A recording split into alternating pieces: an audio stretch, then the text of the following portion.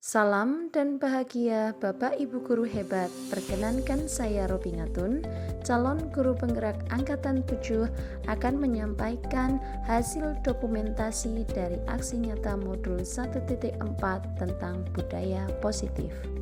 Pada kesempatan video kali ini saya akan menyampaikan terlebih dahulu rancangan dari tindakan aksi nyata yang saya lakukan. Diawali dari latar belakang, yaitu lingkungan sekolah adalah tempat yang terpenting kedua bagi murid untuk belajar serta membentuk karakter dan menumbuhkan nilai-nilai kebajikan yang diyakini setelah rumahnya. Oleh karena itu, dibutuhkan suatu lingkungan sekolah yang kondusif agar murid merasa nyaman, aman, dan bahagia. Bagaimana cara mewujudkan kondisi yang seperti itu? Yaitu dengan adanya budaya positif. Budaya positif dapat terbentuk jika ada disiplin positif.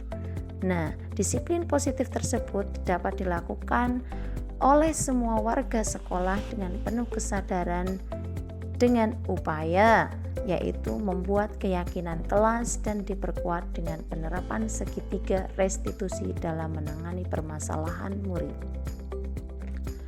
Tujuan yang akan dicapai dalam rancangan aksi nyata ini adalah untuk memberikan kepemahaman kepada rekan guru tentang keyakinan kelas dan segitiga restitusi, sehingga keyakinan kelas dan segitiga restitusi dapat diterapkan di sekolah untuk mewujudkan disiplin positif sebagai upaya menciptakan budaya positif di lingkungan sekolah.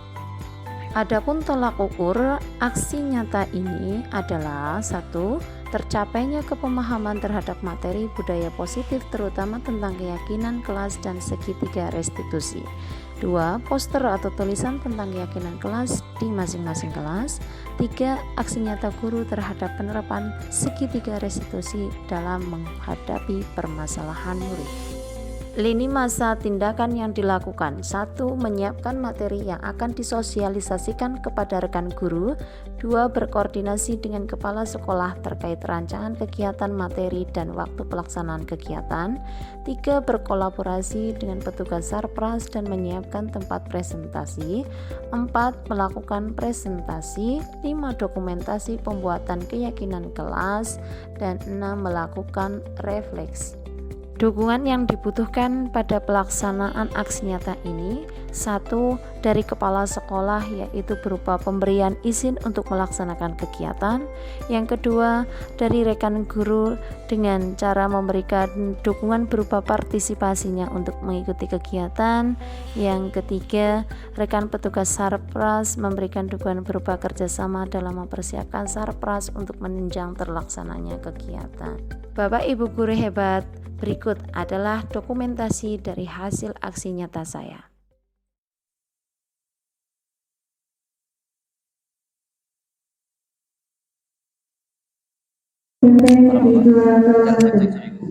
Cek.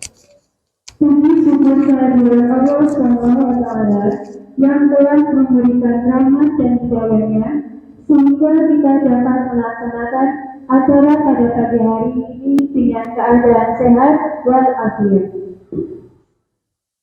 Salawat serta salam tercurah kepada junjungan kita Nabi Agung Muhammad Shallallahu Alaihi Wasallam. Saya selaku MC akan membacakan susunan acara pada pagi hari ini. Yang pertama adalah pembukaan, acara yang kedua adalah sambutan, acara yang ketiga adalah acara inti, acara yang keempat adalah penutup. Dengan memohon petunjuk dan ridho Allah SWT, seraya menghafazkan Bismillah bersama. Bismillahirrahmanirrahim. Maka acara pada pagi hari ini dimulai. Acara yang selanjutnya adalah sambutan. Kepada Ibu Guru SPT selaku Kepala SMP Negeri 2 Kalimantan, waktu dan tempat kami persilakan.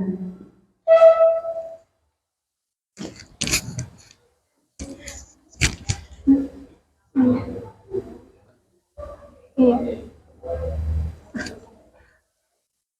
Gak apa-apa disambut.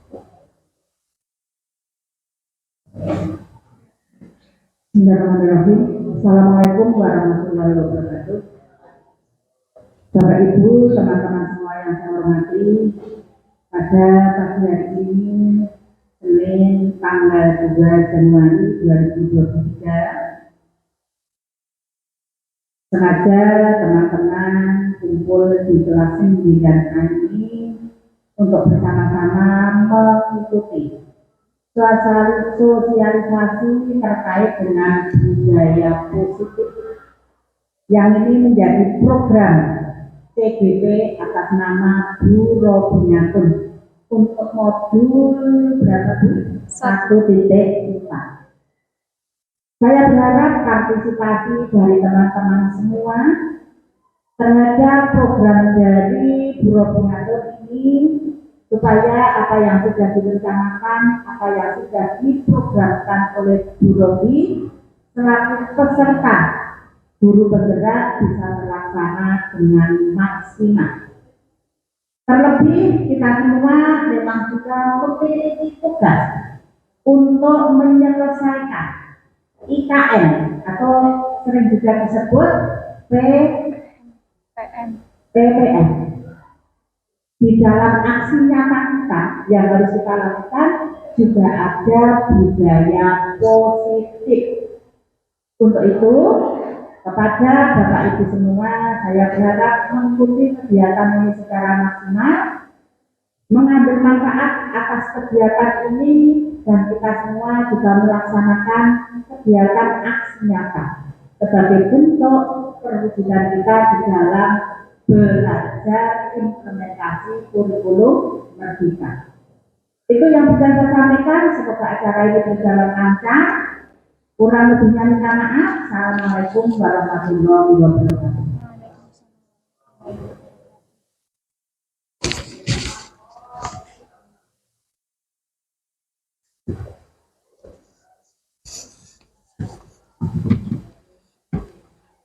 Terima kasih Ibu Sylvi atas sambutannya. Acara yang selanjutnya adalah acara inti sosialisasi budaya positif di SMP di Pulau Kalimantan. Kepada Ibu Rotunatu, waktu dan tempat kami persilakan.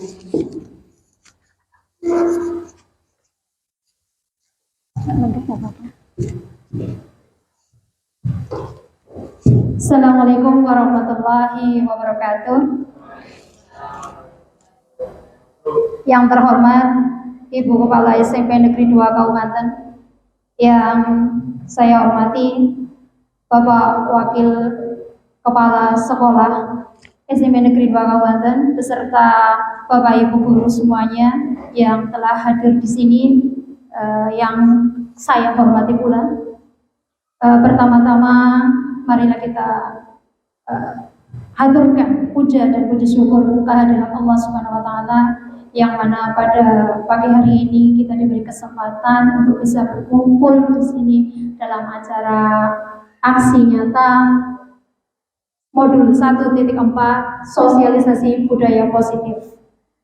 Kemudian salawat serta salam mari kita haturkan kepada junjungan Nabi kita Nabi Agung Muhammad Sallallahu Alaihi Wasallam yang selalu kita dambakan syafaatnya nanti. Bapak Ibu, pada kesempatan hari ini izinkan saya untuk menyampaikan satu pantun. Belum. Sarapan pagi hari pakai sambal terasi. Jangan lupa lalapannya bunga turi. Mohon izin saya untuk sosialisasi, bukan untuk menggurui. Mohon maaf ya Bapak Ibu ya. Mohon maaf sekali, karena ini tuntutan dari salah satu tugas program pendidikan guru penggerak yang saya ikuti sudah sampai di modul 1, yaitu di poin 1.4 tentang budaya positif. Dan ini insya Allah sangat menarik buat saya. Materi yang paling menarik dari modul 1 itu adalah ini. Karena apa? Langsung implementasinya adalah kepada peserta didik. Dan di saat mempelajari modul ini, sempat berpikir, guru seperti apa sih saya ini? Kemudian saya harus bagaimana dalam menghadapi murid-murid ketika tuntutan atau materinya seperti ini dan sangat bertolak belakang sekali dengan kenyataan yang sering kita hadapi sehari-hari sebagai seorang guru selama ini. Mohon maaf sebentar sebelumnya, mohon maaf lagi ini Pak, Bu. Bukan untuk menggurui, tapi saling berbagi. Sepertinya suasananya kayak formal banget, ada satu ice breaking mungkin kali, biar tambah semangat. Bagaimana ya ice breakingnya ya? Di sini ada yang paling jago ice breaking, itu Pak Alvin. Bisa Pak Alvin untuk membantu memandu ice breaking? Boleh, oke. Minta tolong, mohon untuk maju ke depan Pak. Biar suasananya nggak kaku sekali Pak. Assalamualaikum warahmatullahi wabarakatuh. Mohon waktunya Pak ya untuk mengerti dengan semua ini. Oke, untuk SPG-nya untuk sekarang biasanya mau pakai laku atau mau pakai tepuk? Tepuk dulu ya. Oke, tepuk dulu Ibu. Tepuk 1 kali, 2 kali, tepuk kali. Ya. Ikuti kata saya. Kalau saya bilang tepuk berarti ikut tepuk. Kalau saya bilang tepuk berarti fokus. Saling mengerti? Tepuk 1 kali, 2 kali. Tidak ada tepuk. Kali terus. Sekali lagi ya. Tepuk 1 kali, 2 kali, tepuk 2 kali, tepuk 3 kali. Oke, sekarang ada lagi tepuk salut namanya. Tepuk salut. Tepuk salut. Oke, itu tidak. Tolong pegang. Tepuk salut. Salut. Oke. Tepuk salut. Angel. Pelan-pelan. Oke, siap semuanya ya, Pak? Siap, Pak? Oke. Tepuk salut. Salut sambil bunyi. Cuma diem doang. Ya, sekali lagi. Tepuk salut. Salut. Oke, lebih pelan lagi ya. Tepuk salut. Salut. Oke, tepuk tangan buat semuanya. Ada lagi namanya kita nyanyi ya, tadi permintaan dari Bu Kani ya. Nyanyi. Oke, mau nyanyi lagu apa? Karena kita guru bergerak dari kita lebih mengaktifkan, menggerakkan audiens. Siapa yang mau silahkan. Dalam artian ini usul mau nyanyi lagu apa? Gerakannya dari saya. Nyanyi apa? Disesuaikan dengan umur ya. Soalnya umur segini tuh lagi lucu-lucunya. Lagu apa? Nostalgia. Oke. Pada hari Minggu masih ingat? Masih ingat? Oke, masih ya. Kemarin ya pada hari Minggu ya. Oke, ingat-ingat. Oke, ikuti gerakan saya sambil menyanyikan pada hari Minggu. Siap? Gerakannya kepala di atas. Kepala emang di atas kan? Tangannya di atas kepala. Iya. Terima kasih sudah diingatkan. Terus tangan yang sebelah satunya di perut. Diusap-usap ya. Oke, kita ikuti gerakan dulu tanpa lagu ya, siap ya. 1, mau berdiri? Boleh, ya silakan berdiri. Dengan sangat hormat ya, saya mengerti dengan semua. Oke, siap ya. Ikuti gerakan pertama. 1, 2, 3, 4, 5, 6, 7, 8. Sekarang 1, 2, 3, 4, 5, 6, 7, 8. Sekarang gabung kombinasi. 1, 2, 3, 4. Jangan gini. 1, 2, 3. 3, 4, 5, 6, 7 cukup. Ini apa artinya? Artinya adalah apakah kita sudah kombinasi antara otak dengan gerakan itu sudah sesuai atau belum? Apakah ada saraf-saraf yang terputus di otak kita? Ya, ada. Ya, kayaknya ada karena belum terputus. Nah, sekarang pakai lagu. Siap pakai lagu? Gabung ya. 1, 2, 3. Pada hari Minggu turut ayah ke kota ganti. Naik di rumah istimewa, ku duduk di muka ganti. Duduk samping Pak Kusir yang sedang bekerja ganti. Kendari kuda supaya baik jalannya. Hei, tuk-tik tak-tik, tuk-tik tak-tik, tuk-tik tak-tik, tuk-tik tak-tik, tuk-tik tak suara sepatu kuda. Tepuk tangan buat semuanya. Silakan duduk. Tadi ada kayak gini. Ada kayak gini-gini. Seharusnya diusuk-usuk kanan perutnya. Alhamdulillah hari ini kita sudah makan. Kalau kepala di sini. Oke, terima kasih, itu cukup sekian ya dari saya. Nanti saya yang lebih banyak bicaranya, kan acaranya cukup. Terima kasih semuanya. Assalamualaikum warahmatullahi wabarakatuh. Terima kasih Pak Calvin, tepuk tangan. Bapak Ibu, pada pagi hari ini yang sudah tadi disampaikan atau tertera di banner bahwasanya sosialisasi budaya positif. Ada 2 kata, budaya positif. Apa sih itu budaya? Budaya. Ada yang bisa untuk memberikan pengertian definisi dari budaya? Ini biasanya guru IPS ini. Mohon Pak Soeharto. Guru IPS kelas 9. Kelas 9, kelas 8, kelas 9, mantan kelas 9. Ini, ya, Pak Kalik.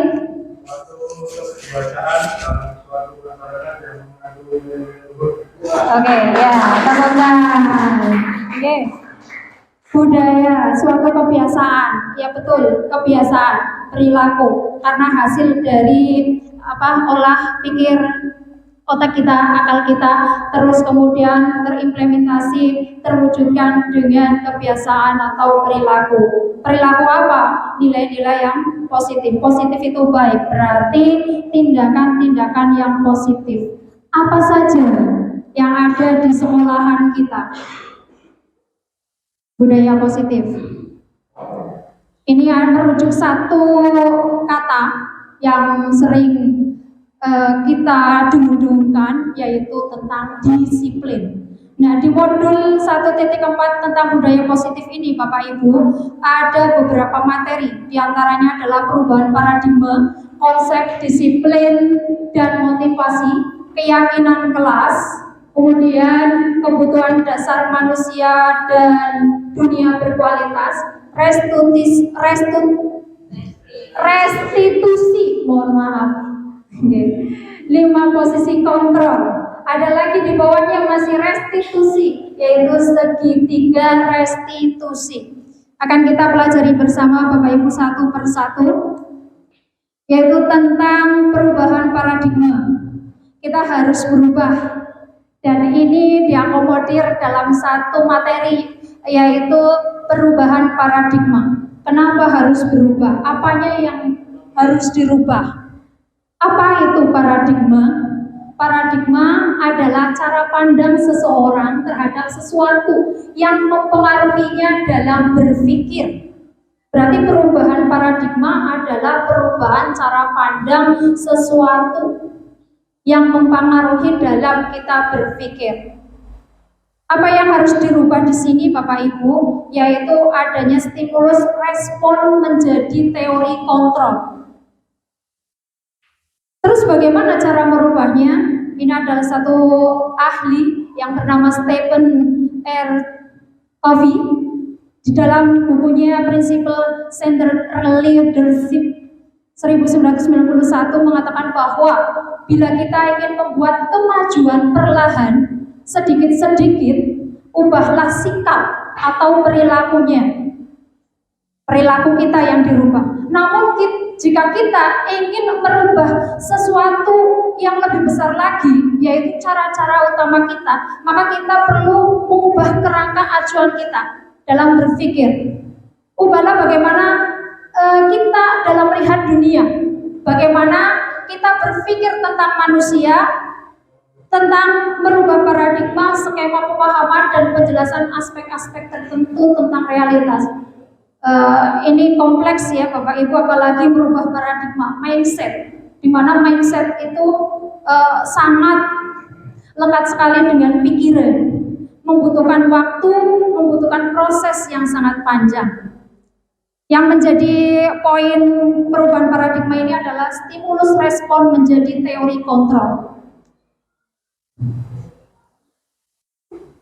Nah, di sini kita sering miskonsepsi tentang kontrol. Tadi kan kita disuruh berubah dari stimulus menjadi teori kontrol. Ternyata selama ini kita memaknai tentang kontrol itu ada kesalahan Bapak Ibu. Ini menurut Dr. William Glasser dalam kontrol teori, bahwasanya kita memandang atau memahami kontrol itu adalah sebagai ilusi bahwa sebenarnya kita itu yang mengontrol murid. Ini ilusinya, kesalahannya. Terus kemudian yang kedua, ada ilusi bahwa semua penguatan positif itu efektif. Penguatan positif, nanti kita berbicara tentang penguatan positif di belakang Bapak Ibu. Ternyata itu ada miss, ada kekurang tepatan di sini. Terus kemudian yang ketiga, ilusi bahwa kritik dan membuat orang merasa bersalah itu akan menguatkan karakter siswa. Sepatumu salah, telat. Nah, itu nanti kita akan belajar lagi. Terus kemudian yang terakhir itu ada ilusi bahwa orang dewasa memiliki hak untuk memaksa. Sering saya memaksakan kehendak saya kepada anak-anak saya di rumah. Kowe kene, Dok. Itu salah. Ini yang benar. Padahal kita itu tidak berwenang untuk memaksa mereka. Selanjutnya ada perubahan paradigma ini yang tadi disebutkan, ada stimulus respon tentang dunia, terus kemudian teori kontrolnya tentang dunia. Realitas atau kebutuhan kita sama di stimulus responnya, padahal itu berbeda. Ya sama-sama makan, sama-sama butuh makan, tetapi kan porsinya berbeda. Makanan yang kita makan, yang kalau nggak lontong itu nggak mau, kalau nggak nasi nggak mau, itu berbeda. Terus kemudian semua orang melihat hal yang sama, padahal kontrolnya di sini setiap orang memiliki gambaran berbeda. Bapak Ibu guru memandang saya itu pasti sama A, si B, si C pasti berbeda, karena memang setiap orang itu memiliki gambaran-gambaran yang berbeda-beda. Terus kemudian di stimulus respon tentang dunia yang berikutnya, kita mencoba mengubah agar orang itu berpandangan sama dengan kita, sering memaksakan ini. Padahal kontrolnya kita harus memahami pandangan orang lain tentang dunia. Kemudian selanjutnya perilaku buruk dilihat sebagai suatu kesalahan. Tidak semua Bapak Ibu perilaku itu adalah sebagai satu kelas kesalahan, tetapi di situ pasti ada tujuannya. Mengapa si anak A begini, si anak B begitu, pasti ada tujuannya. Kemudian orang lain bisa mengontrol saya, padahal yang bisa mengontrol saya itu adalah diri saya sendiri. Saya bisa berangkat gak sih? Saya bisa telat. Itu tergantung diri saya, bukan karena orang lain, gitu. Terus selanjutnya, pemaksaan ada pada saat bujukan gagal. Padahal di sini yang kontrolnya yang tepat adalah kolaborasi dan konsensus akan menciptakan pilihan-pilihan baru. Berikutnya Bapak Ibu, ini peta konsepnya di modul 1.4, sungguh sangat rumit, tapi bisa kita pelajari dan ini sangat menarik. Dari konsep disiplin positif, tadi kan pada dasarnya budaya positif itu merujuk pada satu kata, yaitu disiplin. Ternyata disiplin ini ada dua, ada disiplin yang negatif, ada yang disiplinnya positif. Nah, disiplin positif ini diusung oleh teori kontrol atau teori pilihan dari Dr. William Glasser. Apa saja yang tadi sudah disampaikan, Anda tidak bisa mengontrol orang lain, hanya Anda yang bisa mengontrol diri Anda sendiri. Yang pertama, kalau sudah bisa memahami ini, maka kita akan mampu memahami makna disiplin. Apa itu belajar kontrol? Kenapa kita harus mengontrol diri kita sendiri? Supaya kita dengan mudah bisa menggali potensi kita agar tetap tercapai tujuan yang mulia, yaitu menjadi seseorang yang memiliki nilai yang diinginkan berdasarkan nilai-nilai yang kita hargai. Kemudian di teori kontrol yang kedua itu semua perilaku memiliki tujuan. Nah, di sini nanti lahir memiliki tujuan, berarti ada motivasinya, ada latar belakangnya. Dari motivasi nanti itu ada materi tentang menghindari hukuman, mendapatkan imbalan, dan menghargai diri sendiri. Kemudian di situ tertera di tanda panah yang bawah, nilai-nilai kebajikan universal bisa dicapai dengan keyakinan kelas. Teori kontrol yang ketiga, model berpikir menang-menang, kolaborasi dan konsensus, menciptakan pilihan-pilihan baru. Ini bisa terjadi jika ada 5 posisi kontrol. Apa saja? 1. Penghukum, 2. Pembuat rasa bersalah, ada sebagai teman, ada sebagai pemantau, manajer. Terus kemudian di poin manajer nanti itu ada segitiga restitusi. Apa itu segitiga restitusi? Itu terdiri dari 3: menstabilkan identitas, validitas kebutuhan, menanyakan keyakinan. Terus yang terakhir, realitas atau kebutuhan itu berbeda. Kita berusaha memahami pandangan orang lain. Setiap orang itu memiliki gambaran yang berbeda tentang sesuatu hal.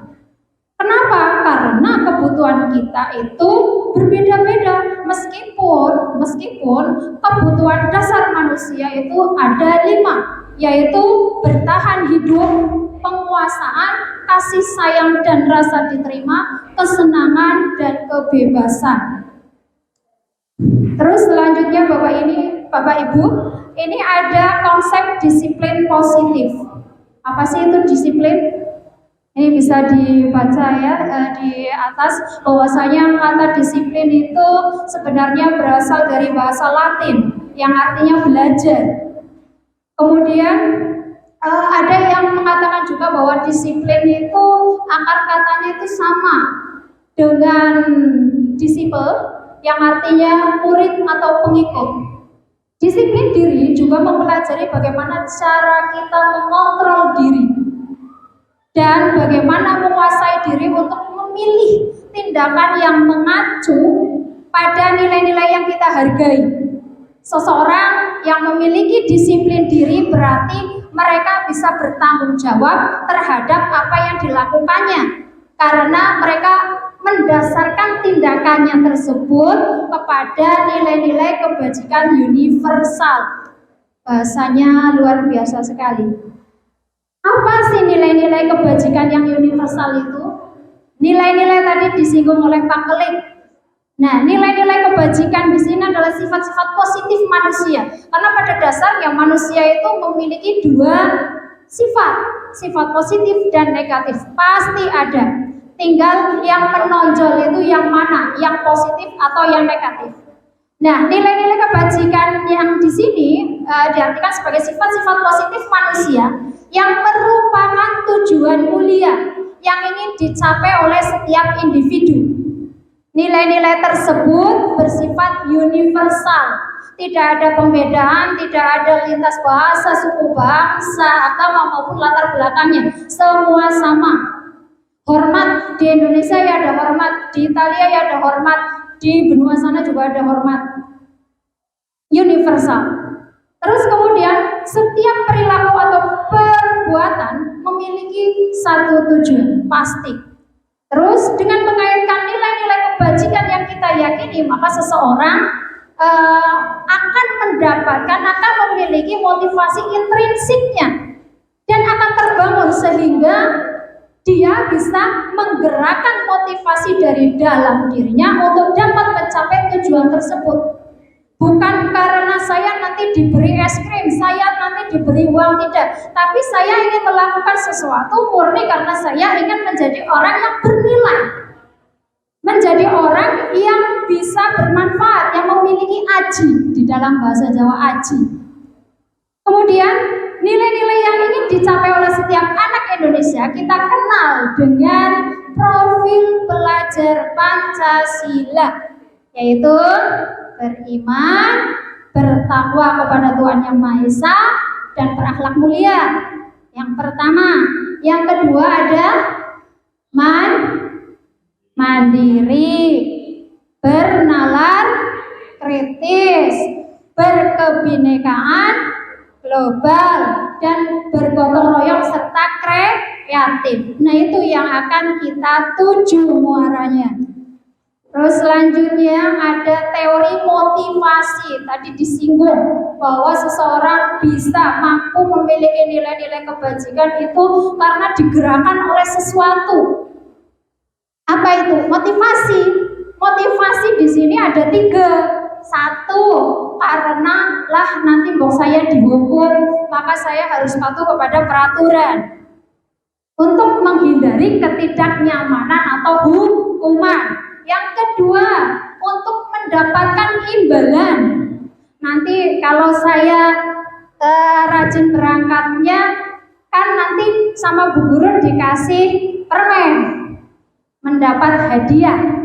Tuh, mendapatkan imbalan atau penghargaan dari orang lain. Terus yang ketiga itu untuk menjadi orang yang mereka inginkan. Ngapa sih mau aku mangkat-mangkat dewek? Saya kesini ingin berangkat pagi karena memang saya ingin menjadi teladan, ingin saya ingin bernilai, bisa ditiru oleh murid-murid saya, seperti itu. Itu yang ketiga. Nah, yang pertama tadi itu namanya motivasi eksternal, menghindari hukuman karena di luar. Motivasinya itu eksternal. Terus yang poin nomor 2, mendapatkan imbalan juga itu motivasi eksternal karena yang menggerakkan orang lain. Nah, yang ketiga ini yang menggerakkan dirinya sendiri, maka disebutnya sebagai motivasi internal. Disinilah menjadi tujuan disiplin positif. Kemudian ada materi hukuman dan konsekuensi. Hukuman, di situ banyak sekali uraiannya. Ya, hukuman kita tahu lah nggih Pak Bu, bahwa hukuman itu sifatnya itu tidak terencana, tiba-tiba. Anak atau murid tidak tahu apa yang akan terjadi dan tidak dilibatkan. Sifatnya satu arah. Neng sekolah lagi pelajaran ngorok baik, maju nih kelas, angkat satu kakimu. Itu namanya hukuman. Satu arah. Anak itu tidak tahu ketika saya ngantuk, terus kemudian pas akan ditegur sama guru, itu tidak tahu. Oh, saya ngantuk berarti harus tidur.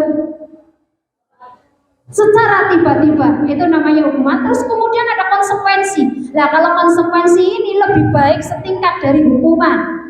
Sudah terencana atau sudah disepakati bersama di dalam kelas sebelum pembelajaran. Anak-anak, supaya pembelajaran hari ini kondusif, maka kita sepakati pembelajarannya mau bagaimana. Pertama, anak pasti bilang dilarang main dasi Bu. Yang kedua, dilarang ejek-ejekan Bu. Yang ketiga, dilarang mencontek Bu. Yang keempat, dilarang berisik Bu. Biasanya begitu. Terus nanti konsekuensinya apa jika kamu masih tetap seperti itu? Nah, ada kesepakatan kedua belah pihak. Itu namanya konsekuensi. Setingkat lebih baik dari hukuman. Terus kemudian selanjutnya, nah ini dihukum oleh penghargaan. Kemarin pas waktu kita mempelajari bukan modul, tapi topik di dalam pembelajaran Mandiri Merdeka, itu memang kita kita belajar tentang budaya positif ya Bapak Ibu. Dan saya bertanya-tanya, lah anak saya nanti bagaimana ya kalau tidak dihukum, kalau tidak mematuhi peraturan, terus itu bagaimana? Terus memberikan penghargaan atau hadiah pun kurang pas. Lalu yang pas itu apa? Lah setelah mendapatkan materi ini lagi Bapak Ibu, alhamdulillah ada setitik kecerahan. Ada pencerahan tentang materi ini. Oh, ternyata kita memang harus sabar. Seorang guru itu memang harus sabar, dan sabar. Yang namanya sabar itu tidak bertepi. Kalau sabarnya bertepi, itu bukan sabar, kata orang. Nah, ini di sini dihukum oleh penghargaan. Bahwa penghargaan berlaku sama dengan hukuman. Apa iya? Dalam arti meminta atau membujuk seseorang untuk melakukan sesuatu untuk memenuhi tujuan tertentu dari orang yang meminta atau membujuk. Dorongannya eksternal. Ini nanti tak kasih ini. Aku tolong aja, engkau imbalannya ye. Itu ada pihak lain di luar dirinya. Itu namanya eksternal. Dan teori ini disebutkan oleh Alfikon, yaitu pada bukunya yang berangkat tahun 1993. Terus kemudian kenapa sih penghargaan itu malah menghukum? Karena satu, pengaruhnya jangka pendek dan jangka panjang, memiliki pengaruh jangka pendek dan jangka panjang. Terus kemudian penghargaan itu menghukum. Penghargaan mengurangi ketepatan. Penghargaan tidak efektif. Penghargaan bisa merusak hubungan. Kok bisa merusak hubungan? Iya, di dalam satu komunitas, di dalam satu kelas, ini yang terrajin, ini saya kasih pulpen. Lah, yang merasa tidak rajin biasanya akan merasa minder. Gitu. Saya juga kadang merasa begitu.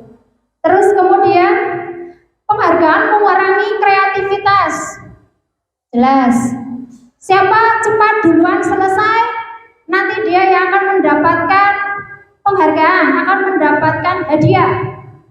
Padahal yang cepat selesai itu mengerjakannya tidak sempurna. Padahal yang sempurna itu adalah yang lodong, yang tidak cepat, yang terakhir sendiri. Terus penghargaan menurunkan kualitas, dan penghargaan mengurangi motivasi intrinsik. Langsung saja ya Bapak Ibu, ada restitusi, sebuah pendekatan untuk menciptakan disiplin positif. Nah, ini adalah jawaban dari pertanyaan saya. Dengan apa? Jika dengan hukuman dan penghargaan itu tidak efektif, ternyata dengan restitusi, sebuah pendekatan untuk menciptakan disiplin yang positif. Apa sih itu restitusi? Yaitu proses menciptakan kondisi bagi murid untuk memperbaiki kesalahan mereka sehingga mereka bisa kembali lagi kepada kelompok mereka dengan karakter yang lebih kuat. Ini yang berbicara adalah Gosen. Terus kemudian penekanannya bukan pada bagaimana berperilaku dan menyenangkan orang lain. Tidak Bapak Ibu, tapi bagaimana menghindari ketidaknyamanan. Namun tujuannya adalah menjadi orang yang menghargai nilai-nilai kebajikan yang dia percaya. Ciri-ciri restitusi yang membedakan dengan program disiplin lainnya. Tadi kan ada program disiplin yang menghukum, yang konsekuensi Yang kedua itu Bapak Ibu tadi ya? Bukan, yang pertama menghukum, yang kedua ya konsekuensi, dan ini restitusi. Bedanya apa? Satu, restitusi bukan untuk menebus kesalahan, namun untuk belajar dari kesalahan. Ya wis kowe salah, lah pancen salah kepriwe maning, tapi kamu bisa enggak memperbaiki kesalahan itu biar tidak terjadi kesalahan berikutnya. Ternyata di situ ujian yang besar bagi kita Bapak Ibu. Sabar. Terus yang kedua, restitusi memperbaiki hubungan. Yang tadinya atos, kowe ngapa? Jam semene nembe mangkat. Nah, di sini le nembe mangkat ngapa? Apa alasane? Neng opo? Nah, memperbaiki hubungan. Restitusi adalah tawaran, bukan paksaan. Kowe kepriwe? Arep madang apa arep belajar? Gitu, ada tawaran, bukan paksaan. Terus selanjutnya menuntun untuk melihat ke dalam dirinya. Kowe salah, laki salahmu loh, nang kene. Tapi setelah itu coba, kamu ingin seperti apa untuk bisa memperbaiki kesalahan itu? Nilai-nilai apa yang kamu yakini dari kesalahan itu? Terus selanjutnya, mencari kebutuhan dasar yang mendasari tindakan. Nah, ini kemarin salah satu contoh di kelas saya, Bapak Ibu, bersama Pak Fatur, kami menyimpulkan bahwa si anak ini memang kurang atas kebutuhannya, kebutuhan dasarnya. Apa itu? Makan, Bapak Ibu. Dia alasannya sakit, dan sakit. Sudah tidak kurang-kurang, sudah home visit berkali-kali. Sudah bukan rahasia umum ya Bapak Ibu. Dan kami menyimpulkan bahwasanya memang dia kekurangan satu hal yang bisa mendorong dirinya berbuat seperti itu. Apa itu? Makan, Bapak Ibu. Dia lemes. Terus kemudian sakitnya juga tidak terdeteksi karena sudah kami ujikan ke mana ya Pak ya, ke puskesmas untuk dicek laborat, tidak teridentifikasi ada penyakit yang bersarang di tubuhnya. Lah, keluhannya lemes dan lemes. Lemes itu dia menceritakan bahwa kadang dia makan, kadang tidak. Lah bagaimana mau makan? Nun sewu, ibunya aja kadang emut, kadang enggak. Emutnya sudah masak, tapi belum masak. Akhirnya dengan perut kosong, lah aku lemes, gak sekolah, tiduran tok di rumah sambil main HP. Itu dari satu kebutuhan dasar manusia yang tidak tercukupi Bapak Ibu. Terus kemudian restitusi adalah cara yang paling baik. Mari kita buktikan apa iya benar. Restitusi itu adalah pendekatan yang paling baik untuk menciptakan budaya positif. Ayo Bapak Ibu, kita action bersama-sama. Terus kemudian restitusi fokus pada karakter bukan tindakan. Selanjutnya restitusi itu menguatkan. Restitusi fokus pada solusi, pemecahan masalah, bukan untuk mencari kesalahanmu di mana. Terus kemudian restitusi itu mengembalikan murid yang berbuat salah itu pada kelompoknya. Kita kembalikan, baurkan lagi kepada teman-temannya supaya dia tetap diterima di kelasnya. Selanjutnya ada keyakinan kelas. Bagaimana caranya kita bisa mewujudkan disiplin positif? Salah satunya adalah dengan cara keyakinan kelas. Apa sih itu keyakinan kelas? Bagaimana cara membentuknya? Pembentukan keyakinan kelas ini satu, keyakinan kelas bersifat lebih abstrak daripada peraturan. Lah kenapa sih nggak peraturan saja yang lebih rinci dan konkret? Kenapa harus keyakinan? Karena sifatnya hanya eksternal Bapak Ibu untuk peraturan. Tadi sudah disebutkan di awal. Sedangkan untuk keyakinan ini nanti akan terpatri di dalam dirinya. Kamu ini ke sekolah mau jadi apa? Mau jadi anak yang seperti apa? Itu harus diyakini. Harus diyakini. Jadi anak yang hormat. Bagaimana kamu bisa hormat dengan bapak dan ibu? Tunjukkan caranya bagaimana. Terus kemudian yang kedua, keyakinan kelas itu berupa pernyataan-pernyataan universal. Pernyataan-pernyataannya umum bisa diterima oleh siapa saja di kelas itu. Terus kemudian Membuat pernyataan keyakinan kelas senantiasa dibuat dalam bentuk yang positif, hindari kalimat negatif. Jangan lari-lari di depan kelas. Berjalanlah di dalam kelas. Tadi kan berlari-lari, positifnya adalah berjalan. Jangan berlari-lari, jadinya berjalan. Begitu. Terus kemudian keyakinan kelas hendaknya tidak terlalu banyak. Sedikit saja Bapak Ibu, tetapi mengena dan bisa dilaksanakan dengan maksimal. Keyakinan kelas sebaiknya sesuatu yang dapat diterapkan di lingkungan tersebut.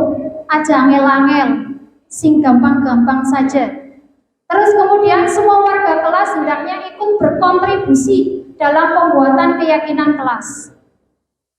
Kemudian yang terakhir, setelah keyakinan itu disepakati, dibuat, kemudian dikontekstualkan atau dikonkretkan dalam bentuk tulisan, bentuk poster, terus kemudian dijalankan oleh semua warga kelas, maka wali kelas bersama-sama dengan siswa atau murid-murid di kelas tersebut melakukan review kembali sejauh mana keyakinan kelas tersebut sudah dijalankan. Terus ini salah satu contoh keyakinan kelas yang ada di kelas 7. Contohnya, nilai yang akan kita tuju adalah nilai hormat. Maka pernyataannya yang bisa kita tuangkan, kami meyakini bahwa sangat penting untuk menghormati semua orang dan barang milik orang lain. Terus yang kedua, bekerja. Nilai yang kita yakini itu bekerja. Maka yang pernyataan yang dituangkan di situ adalah kami meyakini bahwa sangat penting untuk mengerjakan segala pekerjaan atau mengikuti kegiatan yang telah ditugaskan. Maka nanti anak akan tertib, disiplin, insya Allah. Terus yang ketiga, diterima dan dimiliki. Di sini pernyataannya, kami meyakini bahwa sangat penting untuk merasa diterima pada suatu kelompok dan saling peduli satu dengan yang lainnya. Ini nanti dibuat bersama-sama, dirumuskan bersama-sama di dalam kelas Bapak Ibu. Tetap ada peraturan, tetap. Nah, ini mode baru untuk menciptakan disiplin positif, yaitu dengan membuat keyakinan kelas.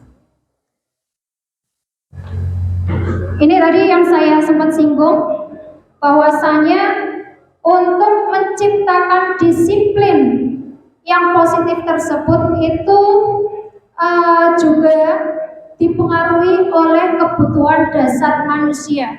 Kebutuhan dasar manusia ada 5, yaitu kasih sayang, kebebasan, kesenangan, penguasaan, dan bertahan hidup. Pada kebutuhan bertahan hidup ada makanan, ada sandang, ada papan.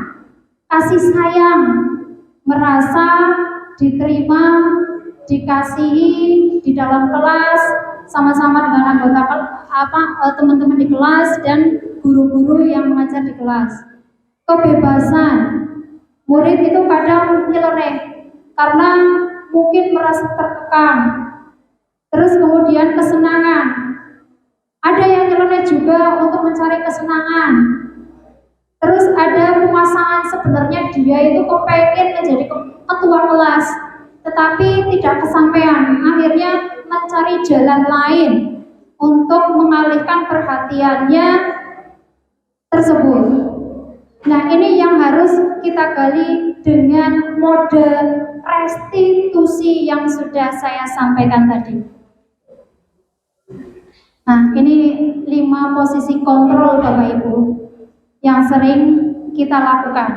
Ada penghukum, pembuat rasa bersalah, menjadi teman, pemantau, dan manajer. Untuk penghukum, tahu nggih Bapak Ibu? Contohnya bagaimana? Ada yang tahu? Ya, biasanya awas ya kalau sampai telat lagi. Tak leboke ning gudang, tak kunci. Kan anak telat itu pasti ada alasannya. Iya. Dia tidak tahu kalau telat nanti akan berujung seperti itu. Dan ini satu arah yang memutuskan bahwa anak tersebut salah itu gurunya. Ini namanya penghukum. Awas ya, nek PR ora digarap maning, maju ning kelas. Gitu. Nadanya tinggi. Terus kemudian menghardik gini-gini.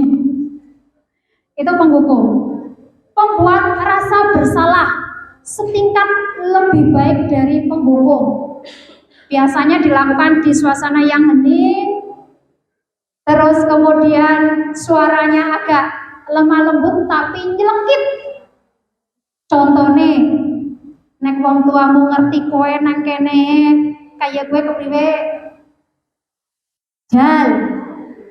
Itu namanya pembuat rasa bersalah.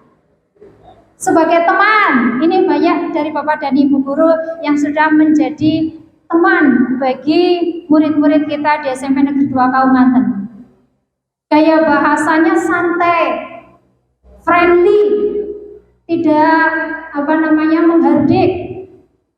Contohnya bagaimana? Ayolah, bantu Bapak. Ayolah, bantu temanmu itu. Tunjukkan solidaritasmu sebagai teman. Terus pemantau. Dia tidak sebagai teman, tidak sebagai pembuat rasa bersalah, tetapi dia memonitoring, memantau berdasarkan peraturan yang ada di sekolah. Contohnya, apa peraturannya neng kene? Ngerti ya burung? Coba kelambine ditokna apa dilepokna? Gitu. Itu pemantau. Nah, manajer sini dia bisa menjadi teman, bisa menjadi pemantau. Kenapa? Karena manajer itu nanti akan membuat anak-anak untuk bisa lebih bertanggung jawab terhadap apa yang sudah ia lakukan. Tentunya bagaimana caranya? Dengan tadi restitusi. Contohnya, apa rencanamu untuk menyelesaikan masalah ini? Mas, kamu bersalah, salahmu begini. Apa rencanamu untuk bisa keluar dari masalah ini? Mengajak murid untuk merefleksikan dirinya dan menemukan cara solusi untuk menjadi lebih baik. Selanjutnya, ini ada segitiga restitusi. Adalah satu cara untuk menangani murid-murid yang memiliki masalah. Yaitu pertama, menstabilkan dulu identitas.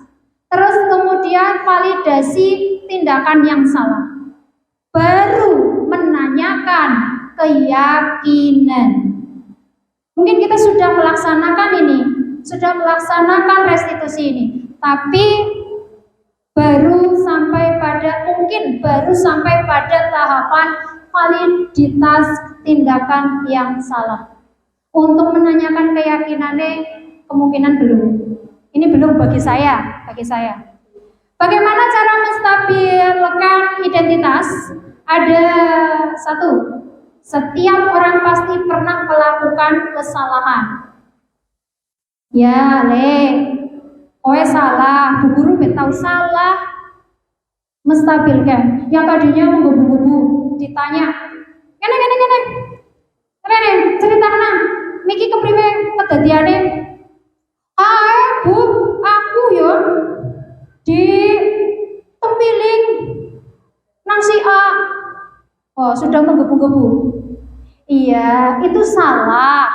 Saya juga pernah melakukan kesalahan. Tapi ora koyo ngono carane. Bisa menstabilkan identitas supaya amarahnya itu menjadi reda. Terus selanjutnya validasi tindakan yang salah. Contohnya, kamu tentu punya alasan. Nang apa sih podoreang? Alasanmu apa? Bisa menanyakan. Nah, setelah itu baru menanyakan keyakinan. Terus kepriwe?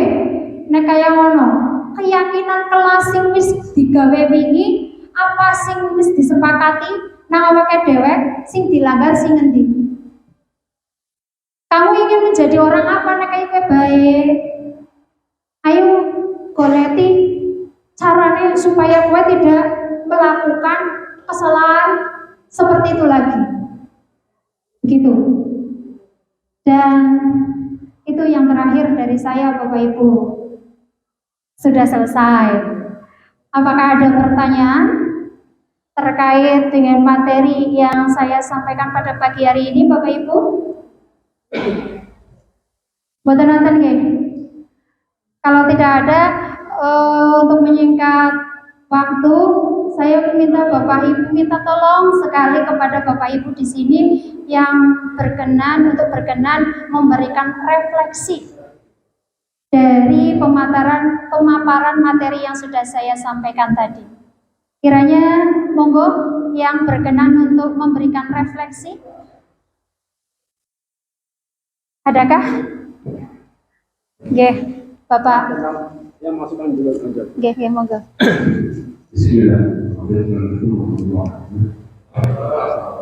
Kalau saya melihat dari dunia sosialisasi budaya positif, kalau saya berpikir berarti ada budaya negatif dan budaya netral. Karena saya melihatnya dari paradigma dari bidang yang paling kecil yaitu tato. Ya, di dalam tato yang berwarna positif, negatif dan netral. Yaitu jadi bagaimana kalau kita melihat tata budaya yang dihubungkan dengan kata positif, apakah itu nyambung atau tidak? Kalau kita ambil budaya dari bahasa Jawa yang disampaikan oleh Tulisan kita, budi budaya. Lalu yang kedua, yang tadi disampaikan tentang motivasi. Motivasi yang tadi digambarkan itu ada motivasi eksternal dan yang internal. Yang untuk membangun motivasi eksternal dan internal itu yang tadi yang disampaikan, yang pertama adalah takut dengan hukuman, yang kedua adalah mengharapkan yang imbalan atau hadiah, sedangkan yang internal yang bahwa sebenarnya kita bisa membangun pada jiwa anak. Bagaimana kita membangun yang motivasi internal? Maaf, saya sampaikan kepada teman yang terutama yang menguasai ilmu agama, karena yang saya sampaikan mungkin beda pemahaman atau beda referensinya. Kalau kita ingin membangun motivasi, kita sampaikan aja, maaf, tentang tulisan Allah dalam bahasa Arab. Jadi huruf alif, lam, ha yang bisa dibaca dengan kata Allah. Kalau kata alif, huruf alifnya kita buang, berarti dibaca tilam, milik Allah. Kalau lam yang pertama saya buang tadi, berarti dibaca untuk Allah atau menuju Allah. Kalau lamnya yang kedua saya buang, berarti dibaca dia, itu dia Allah. Jadi bagaimana kalau kita membangun motivasi, kita melangkah dari tulisan Allah. Karena di situ ada motivasi yang internal. apa yang kita lakukan, apa yang saya pikirkan, apa yang saya perbuat dengan tangan, perbuat dengan kaki, perbuat dengan badan saya, semuanya ada untuk Allah, milik Allah, dan untuk Dia Allah. Mungkin itu. Lalu yang ketiga tentang kebutuhan tentang kebutuhan secara sosial, bahwa kebutuhan manusia itu ada 5. Kebutuhan fisiologis yang berhubungan dengan makanan, dengan fisik, lalu kebutuhan sosial, lalu kebutuhan rasa aman, yang keempat kebutuhan akan penghargaan, dan yang kelima adalah aktualisasi. Ya. Kalau kita ingin membangun budaya positif, kita harus mengacu pada aktualisasi kita sebagai anggota masyarakat dan sebagai anggota masyarakat dunia, baik masyarakat kawasan maupun benua atau dunia, dengan mengacu pada keyakinan atau yang tadi disebut institusi yang bersifat universal. Mungkin itu aja. Terima kasih.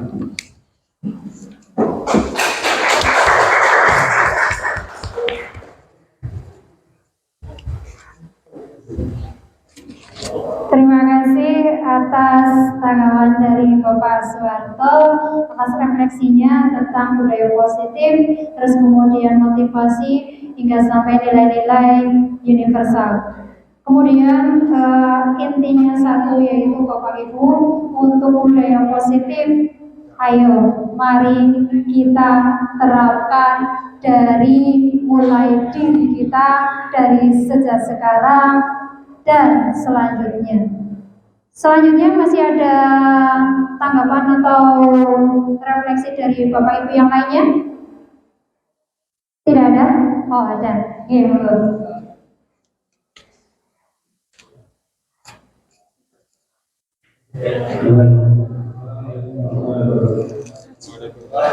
Terima kasih atas waktunya.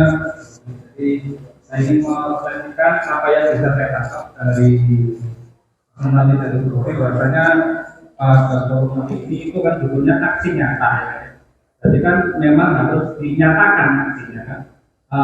Dengan aksi nyata maupun 1.4 yang sosialisasi budaya positif, dengan harapannya apa yang disampaikan Bu Robi itu nanti disosialisasikan oleh semua guru, tidak cuma Bu Robi pada sendiri. Jadi Bu Robi itu minta untuk kerjasamanya, karena budaya itu tidak bisa dijalankan dengan satu orang. Jadi harus secara kelompok bersama-sama supaya apa, membentuk budaya positif. Nah, secara intinya tadi sudah disampaikan Pak Robi, karena kita sudah hilang apa itu namanya hukuman. Sudah ada solusinya tentang selain hukuman yang sudah tidak zaman kan ya, kan filosofinya Henry dan Dewanto itu kan bagaimana anak itu bisa belajar sesuai dengan zaman dan alamnya. Intinya hukuman diganti dengan apa ya tadi, Robi? restitusi. Restitusi. Sebelum masuk ke restitusi itu kita terapkan konsekuensi. Jadi kita sebagai guru, ya namanya guru sama dengan murid lah. Kita harus sering belajar dan mau belajar untuk memahami bagaimana sih kita itu guru yang bagaimana sih kita. Jadi untuk hukuman ya mari kita bersama-sama, kalau saya tangkap dari guru tadi, mari kita sama-sama sosialisasikan budaya konsekuensi dan budaya restitusi. Apa itu restitusi dan konsekuensi tadi sudah dijelaskan. Jadi untuk menjadi atau membuat budaya itu terwujud aksi nyatanya, yang mana diminta dari budaya positif, mari kita jalankan bersama-sama. Apakah bisa? Tergantung dengan semuanya. Itu. Terima kasih. Assalamualaikum warahmatullahi wabarakatuh. Waalaikumsalam warahmatullahi wabarakatuh.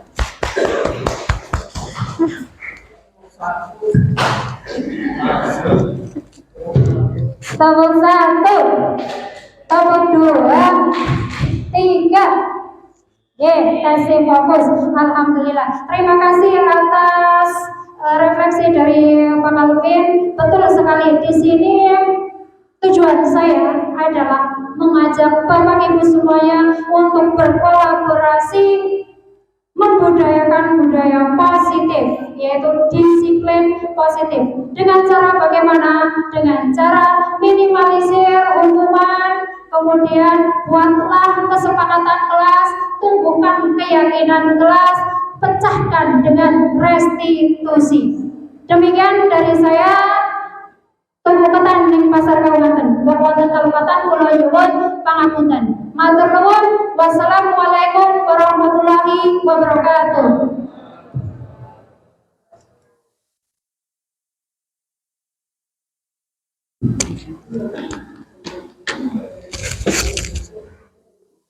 Acara yang terakhir adalah penutup. Marilah kita akhiri acara penutupan acara hari ini yaitu dengan membaca hamdalah bersama-sama. Alhamdulillah. Saya selaku pembawa acara, mohon maaf jika ada tutur kata yang kurang berkenan. Terima kasih. Wassalamualaikum warahmatullahi wabarakatuh. Waalaikumsalam warahmatullahi wabarakatuh. Terima kasih sekali. Ya, terima kasih.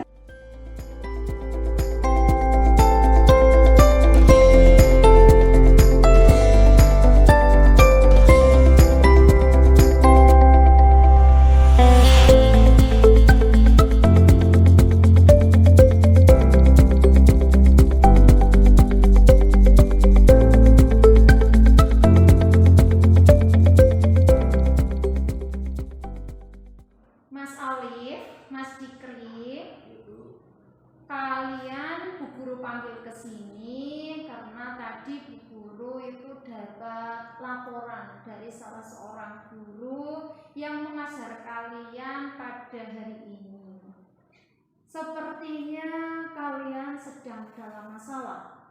Ada, Bu.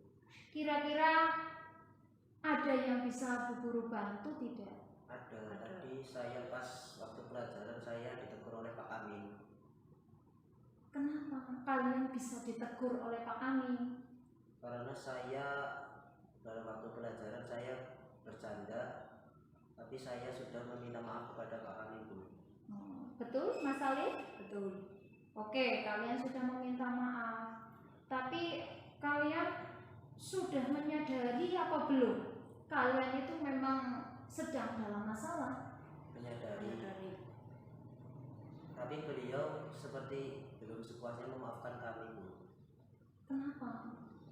Karena tadi saya berkata kasar. Kata kasar. Ya, Mas Alif, Mas Dikri, kalian tadi pas waktu pelajaran sudah ngobrol sendiri, terus kemudian ditegur, malah berkata kasar. Hal itu kalian lakukan pasti di dalam hatinya akan merasa senang. Ya, nggak senang nggak pas waktu melakukan itu? Iya, Bu. Senang, Bu. Oh ya. Tapi kalian tahu tidak, hal yang kalian lakukan untuk kalian merasa senang itu jadi menyakiti orang lain, sehingga kalian itu memang benar-benar sedang dalam masalah. Iya, Bu. Oke, kira-kira sikap apa sebenarnya atau nilai apa yang sebenarnya belum kalian tunjukkan dalam permasalahan ini? Menghargai orang lain. Menghargai orang lain. Kira-kira untuk bisa keluar dari masalah ini, apa yang akan kalian lakukan dari Mas Alif dan Mas Dikri? Saya berjanji tidak akan berbuat seperti itu lagi, Bu. Oke, berjanji tidak akan mengulanginya lagi. Mas Alif, jika hal itu terjadi lagi, bagaimana? Kami akan menerima konsekuensi yang kami lakukan. Oke, tapi harus bagaimana lagi? Berusaha untuk menjadi yang lebih baik. Bisa ya dilakukan ya? Bisa, Bu. Oke, untuk mencari kesenangan tidak hanya ngobrol di kelas dan dan menyinggung hati orang lain. Tapi masih bisa dilakukan dengan bermacam-macam kegiatan, ya. Oke, sekarang kalian bisa kembali ke kelas. Terima kasih, Bu. Ya. Demikianlah video dari saya ucapkan terima kasih. Semoga bermanfaat. Salam guru hebat.